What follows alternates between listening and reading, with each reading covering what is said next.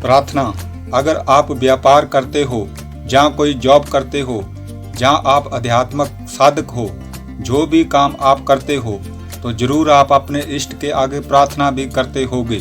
कौन इतना बड़ा नास्तिक होगा कि उसने किसी विपत्ति में या दुख में भगवान को कभी याद न किया हो, किसी ने उसे नहीं पुकारा होगा जब वह खतरे में हो, जब उस पर मौत मंडरा रही हो, जहाँ उसके सामने कोई ऐसी बात हो जो उसके सामान्य अनुभव, उसकी सोच समझ से बाहर हो, तब उसने किसी ऐसे को जरूर पुकारा होगा जिस पर उसका आखिरी यकीन, आखिरी विश्वास होता है।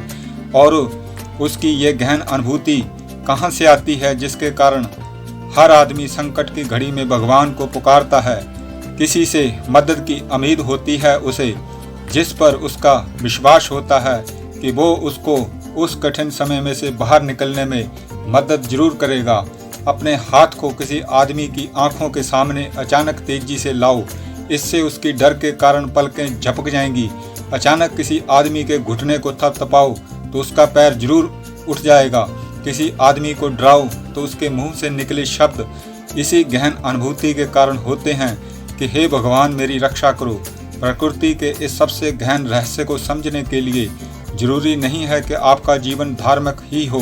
धरती पर रहने वाला हर प्राणी, फिर वो चाहे नास्तिक इंसान क्यों ना हो, वे सभी जीवन के संकटों के समय मदद के लिए किसी अदृश्य शक्ति को पुकारते ही हैं।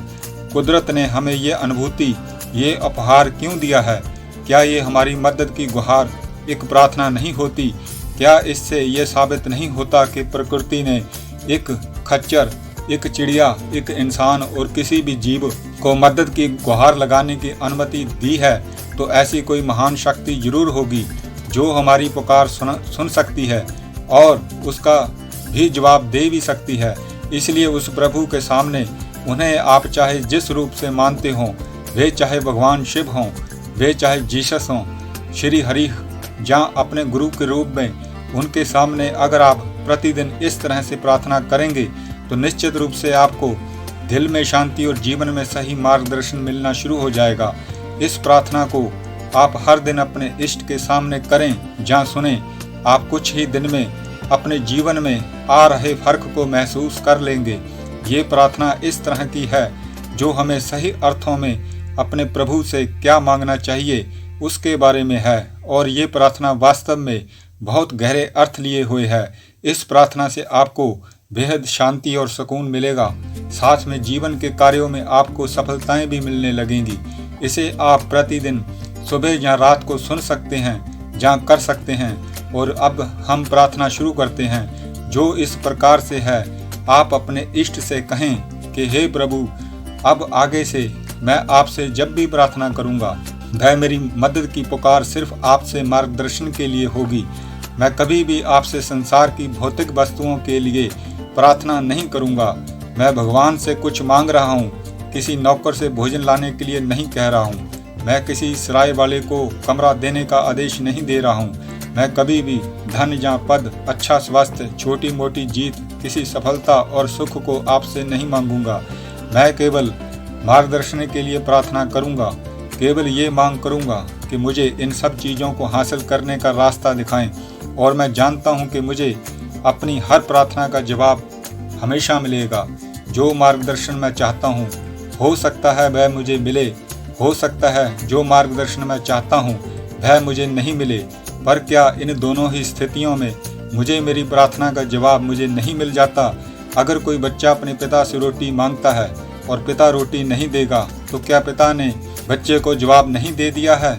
मैं प्रभु से मार्गदर्शन के लिए प्रार्थना करूंगा और मैं आपके एक साधक के रूप में इस तरह से प्रार्थना करूंगा कि हे प्रभु, तुमने मेरी सारी दुनिया बनाई है, मैं तुम्हारा मार्गदर्शन किस तरह से मांगूं? मैं इस दुनिया में खाली हाथ और अकेला आया हूँ। अगर मुझे तुम्हारे हाथ का सहारा नहीं मिलेगा तो मैं संसार के अनजाने रास्तों से भटक जाऊंगा, उन रास्तों से जो सफलता और सुख की तरफ ले जाते हैं। मैं आपसे सोना चांदी, आलीशान बंगले या कीमती कपड़े, गाड़ियाँ आपसे नहीं मांगता। इसकी बजाय मुझे सही राह दिखाओ ताकि मैं अपने अवसरों के अनुरूप योग्यता हासिल कर सकूं। हे प्रभु, तुमने शेर और गरुड़ को सिखाया है कि दांतों और पंजों से शिकार कैसे किया जाता है। आप मुझे भी ये सिखाओ कि किस तरह से शिकार किया जाता है और प्रेम से अमीर बना जाता है, ताकि मैं भी इस दुनिया के बाजार में एक शेर, एक गुर्र बन सकूं। मुश्किलों और असफलताओं में भी अपने लक्ष्य पर अड़िग बने रहने में मेरी मदद करो। आप मेरी आंखों से उस पुरस्कार को मत छुपाओ जो मुझे अपनी सफलता के साथ मिलेगा। मुझे ऐसे काम सौंपो जिसमें दूसरे लोग असफल हुए हैं, परंतु उनकी असफलताओं से सीख लेकर उन्हें मैं कैसे अपनी सफलताओं में बदल सकूं, इसके लिए मेरा मार्गदर्शन करो। मुझे ऐसे डर का सामना करने की ताकत दो जो मेरी आत्मा को आगे बढ़ने से रोकते हैं। मुझे वह साहस भी देना कि मैं अपनी शंकाओं पर हंस सकूं। अपने लक्ष्य तक पहुंचने के लिए मुझे पर्याप्त जीवन दो। मेरी मदद करो ताकि मैं हर दिन को अपने जीवन को और सफल दिन की तरह जी सकूं। मेरा मार्गदर्शन करो ताकि मेरे शब्द और कार्य फल पैदा कर सकें, परंतु मुझे किसी बेवजह की गपशप से दूर रखो ताकि मैं किसी की बुराई ना कर सकूं। कोशिश करने और बार बार कोशिश करने और करते रहने की आदत डालने में मेरी मदद करो। मुझे वह रास्ता भी दिखाओ कि दौलत के नियम का इस्तेमाल किस तरह किया जाता है। हे प्रभु, कृपा करके मुझे उन्नति के अवसर पहचानने की योग्यता दो। मुझे वह धैर्य दो जिससे मेरी शक्ति एकाग्र हो सके। मुझे अच्छी आदतों में डुबकियां लगवाओ जिसमें मेरी बुरी आदतें डूब जाएं, और दूसरों की कमजोरियों के प्रति मुझे उदार भी बनाओ ताकि मैं अपनी कमजोरियों को भी देख सकूं। प्रभु जी, आप मुझे ये समझने में मेरी मदद करो कि सभी चीज़ें गुजर जाएंगी, वो चाहे दुख हो चाहे सुख हो। आज के वरदान के समझने में मेरी मदद करो। मेरे दिल को प्यार और प्रेम से भर दो ताकि हर अजनबी भी मेरा दोस्त बन जाए, परंतु ये सभी चीज़ें तभी होंगी जब तुम्हारी कृपा मुझ पर होगी। तुमने मुझे बाकी सभी से अलग बनाया है, तो निश्चित रूप से मेरे लिए कोई खास जगह होनी चाहिए, कोई खास कार्य होना चाहिए। प्रभु, आप मेरा मार्गदर्शन करें, मेरी मदद करें, मुझे राह दिखाएं। जब मेरा जन्म हुआ था इस दुनिया में, उस वक्त आपने मेरे लिए जो योजना बनाई थी कि इस दुनिया में आकर मुझे क्या क्या कार्य करने हैं, मुझे वह कार्य करने दें और वैसा बनने में मेरा मार्गदर्शन करें। मुझे सहयोग दें, मुझ बिनवर साधक की मदद करें। हे प्रभु, मुझे सही राह दिखाएं। मैं आपको कभी ना भूलूं और ना ही अपने इस जीवन के लक्ष्य को भूलूं। हे प्रभु, मुझे राह दिखाएं।